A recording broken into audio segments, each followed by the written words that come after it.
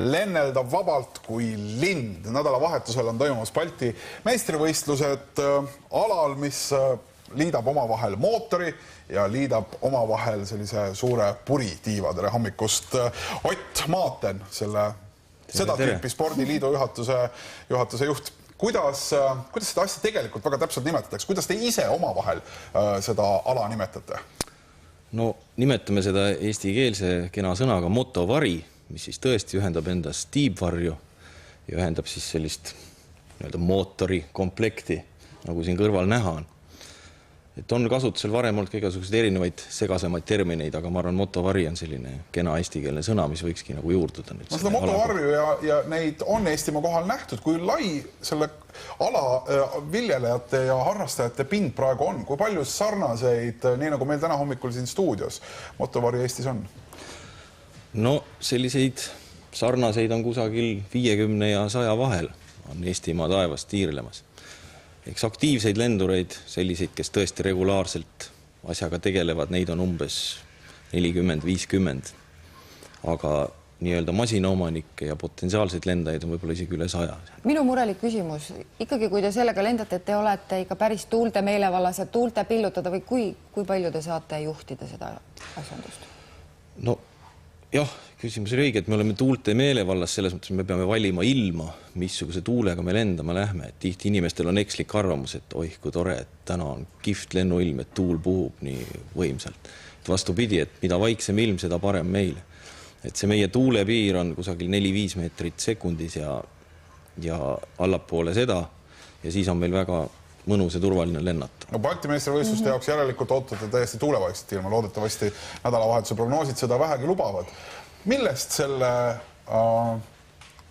lennuvahendi kasutamise oskus ja algab? Kuidas nii-öelda esimesed sammud motovarju kasutamisel tehakse? Et kas maa peal saab trenni teha või? Maa peal saab ja maa peal tulebki trenni teha.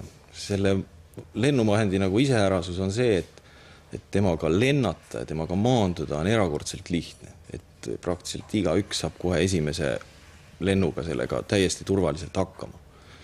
Seevastu temaga lendu saamine on suhteliselt keeruline ja nõuab nii füüsist kui head pead ja see kõik toimub suhteliselt kiiresti lühikese ajahetke jooksul ja peab olema kontsentreeritud ja vormis nii-öelda. Kuidas see tehnilises mõttes toimub? No ma saan aru, et seal on olemas iste, inimene seotakse sinna või paneb ennast korralikult ratspatega kinni.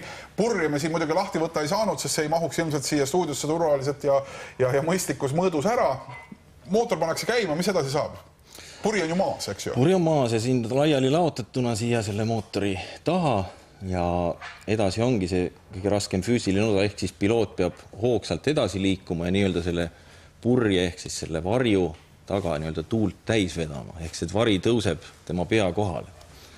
Ta peab selle vedama nii palju pingutama, et see vari tõuseks nüüd püstloodis tema kohale. Ja kui see on jõudnud, niipea kui see on saavutatud, nii ta saab rakendada gaasi, annab gaasi ja läheb kohe õhku. Kas see propeller ise aitab seda purje täita ka, eks ju? Või seda tiiva? No seda saab, aga see nõuab natukene oskajamat meest, et üldiselt algajatel ei soovitata, kuna propellerist tulev õhk on selline sibru-säbru ja vari ei täitu ühtlaselt. Pigem ikkagi oma jõud ja füüsis, mis selle asja nii-öelda siis õhku tõstab ühel hetkel, kui gaasi saab hakata andma. Ja mis see võistlustel siis loeb? Kas see, kui kõrgele, kui kiiresti, kui kaugele keegi lendab või? No, ma räägiks siis võistluse ülesannetest natuke, et võistlused põhimõtteliselt toimuvad kolmes grupis ülesannetes.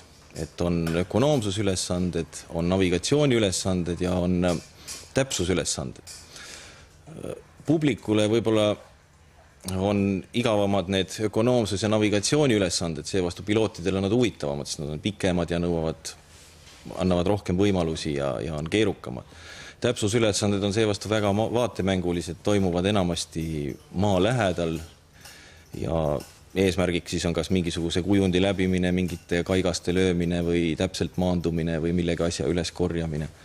Et need nagu publikule on kindlasti väga huvitavad ja põnevad vaadata. Nädalavahetusel Balti meistrivõistlused toimuvad, kust on aga võimalik neile, kellel nüüd praegu arvestades seda, et kevadine taevas on tõusnud kõrgele ja see kõik näeb nagu selline põnev välja, kus on võimalik seda õppida, kas on võimalik ka ilma seda varju omamata saada endale juhipaberid ja saada motoväljasportlaseks?